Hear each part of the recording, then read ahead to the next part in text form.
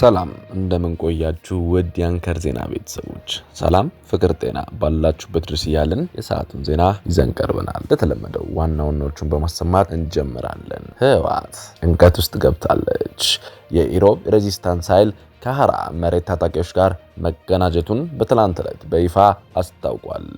በሰሜን ምስራቃዊ ትግራይ ከሚገኝ የኢሮብ ማህበረሰብ የተወጣጡ ታጣቂዎች ተደራጅተው የኢሮብ ሬዚስታንስ አርሚ የሚል ኃይል መመስረታቸው በዚሁ የዩቲዩብ ገጻችን መዘገባችን ይታወሳል። ትላንት እንደተሰማው መረጃው ከሆነ ይህ ኃይል ከሐራ መሬት ታጣቂዎች ጋር መቀናጀቱን ተሰምቷል። ህወሓት ሐራ መሬት ላይ ከወረዱ ታጣቂዎች ጋር ምን ያህል ጥላቻ እንዳለውና እነሱን ለማጥቃት አፋር ድረስ እንደገባ እናስታውሳለን። በተለምዶ ሐራ መሬት ተብሎ የሚጠሩት ራሳቸውን የትግራይ ሰላም ኃይል ብለው የሚጠሩት ኃይሎች ባሰራጩት መረጃ ይህ ጥምረት የፈጠሩት የህወሓት የበላይነትን ለመታገል መሆኑን አስታውቀው ምስራቃዊ ትግራይ የሚገኙትን የተገለሉ ያላቸውን ማህበረሰቦች ለመጠበቅ እንደሆነም ገልጸዋል። የኢሮብ ማህበረሰብ ከኤርትራ ድንበር አቅራቢያ የሚገኝ ሲሆን የወረዳው የተነሳ ክፍል በኤርትራ ኃይሎች ቁጥጥር ስር እንደሚገኝ ይታወቃል። የሁለቱ ኃይሎች ጥምረት ህወሓትን ጭንቀት ውስጥ ከቷል። በቀጠናው ያለው ነገር ላይ ተጨማሪ ውጥረትን ከቷል። በዚህም ዙሪያ መረጃዎች ሰብስበናል። ሌላ ትላንት በተሰማ መረጃ በህዳር 2025 በወጣ አዲስ ሪፖርት የኤርትራ መንግስት በዜጎቹ ላይ ከባድ ጭቆና እየፈጸመ መሆኑንና በኢትዮጵያ ትግራይ ላይ በተፈጸመው የዘር ማጥፋት ወንጀል ውስጥም ተሳትፏል፣ ዋና እጅም አለበት ሲል መረጃው ሀትቷል።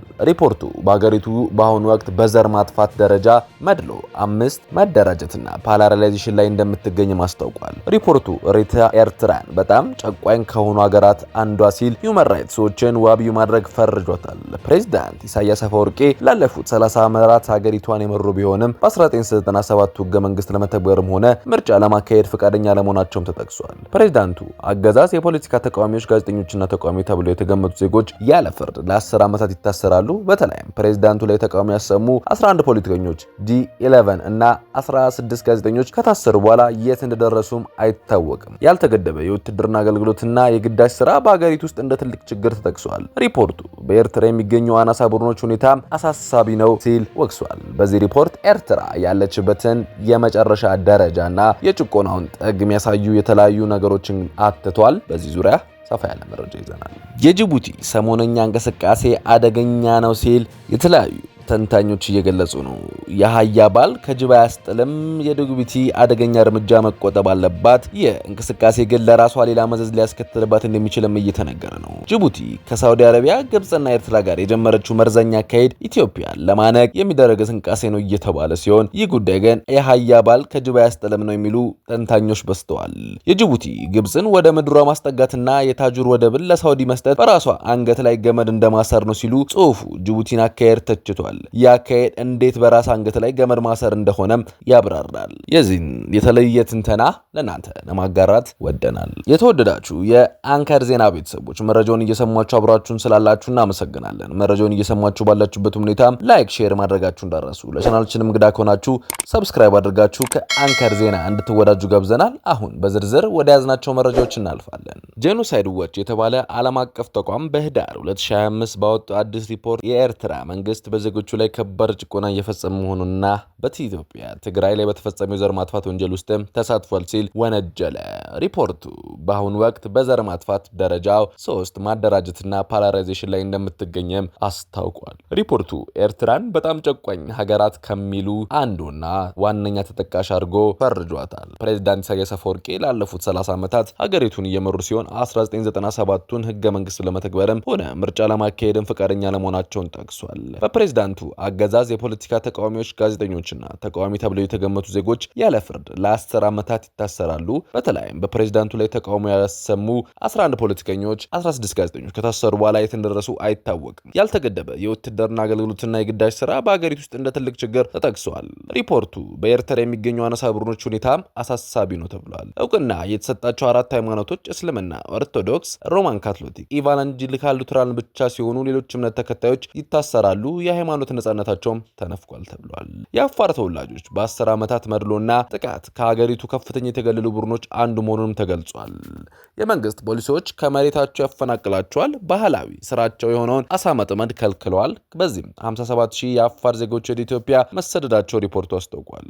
ሪፖርቱ ኤርትራ 600000 ሰዎችን በገደለው የትግራይ የዘር ማጥፋት ውስጥም ከፍተኛ ተስፋለች ብሏል። ኤርትራ እንደ አውሮፓውያን አቆጣጠር በ2022 በኢትዮጵያ መንግስትና በህወሓት መካከል ተደረገው የሰላም ስምምነት አልፈረመችም የተባለ ሲሆን የኤርትራ ጦር እስከዛሬ ድረስ በትግራይ ውስጥ ስርዓታዊ አስገድዶ መድፈር፣ በጾታዊ ጥቃት፣ በሲቪል ጭፍጨፋና በዘፈቀደ ስርዓት የሚገለጽ በሰብአዊነት ላይ የሚፈጸሙ ወንጀሎችን እየፈጸመ ነው ሲሉ ሪፖርተሩ ወንጅሏል።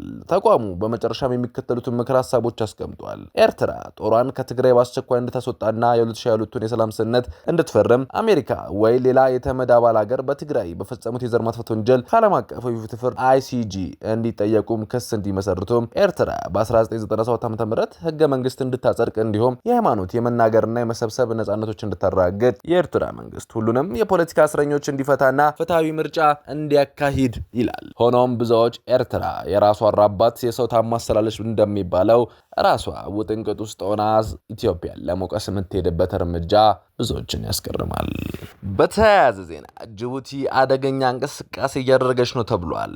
የሀያ ባል ከጅባ ያስጠለም የጅቡቲ አደገኛ እርምጃ መቆም አለበት። ይህ እንቅስቃሴዋ ግን ለራሷ ሌላ መዘዝ ሊያስከትልባት እንደሚችልም ተነግሯል። ጅቡቲ ከሳውዲ አረቢያ፣ ግብጽና ኤርትራ ጋር የጀመረችው መርዘኛ አካሄድ ኢትዮጵያን ለማነቅ የሚደረግ እንቅስቃሴ ነው የተባለ ሲሆን ይህ ጉዳይ ግን የሀያ ባል ከጅባ ያስጠለኝም ነው የሚል የተለያዩ ተንታኞች የተለያዩ መረጃዎችን እያቀረቡ ይገኛሉ። የጅቡቲ ግብጽን ወደ ምድሯ ማስጠጋትና የታጁር ወደብን ለሳውዲ መስጠት በራሷ አንገት ላይ ገመድ እንደማሰር ነው ሲሉ ጽሁፉ የጅቡቲን አካሄድ ተችቷል። ይህ አካሄድ እንዴት በራስ አንገት ላይ ገመድ ማሰር እንደሆነም እንዲሁ ሲል ያብራራዋል። የጅቡቲ ኢኮኖሚ የተመሰረተው በኢትዮጵያ ኢኮኖሚ ላይ መሆኑን፣ የጅቡቲ ኢኮኖሚ ጥገኝነቱ ለኢትዮጵያ ኢኮኖሚ ነው። የኢኮኖሚ አንጻር ስንመለከት ጅቡቲ የኢትዮጵያ ጥግም ብቻም ሳይሆን ምርኮኛም ጭምር ነች። የጅቡቲ GDP $4 ቢሊዮን ገደማ ስለሆነ $2 ቢሊዮን ገደማ የሚሆነው ገቢ ጅቡቲ የምታገኘው ለኢትዮጵያ ወደብ ማከራየት ለመጓጓዝ አገልግሎት በመስጠትም ነው። ይህ ማለት 50% የጅቡቲ ኢኮኖሚ መነጨው ከኢትዮጵያ ኢኮኖሚ መሆኑ ነው። ጅቡቲ የኢትዮጵያን የጅቡቲ ወደብ አከራይ መጠቀሟ እንድትቀጥል ይልቅ ኢትዮጵያ ለቀይ ባህር በቅርብ ርቀት ላይ ያለችውን በቀጠና ለራሷ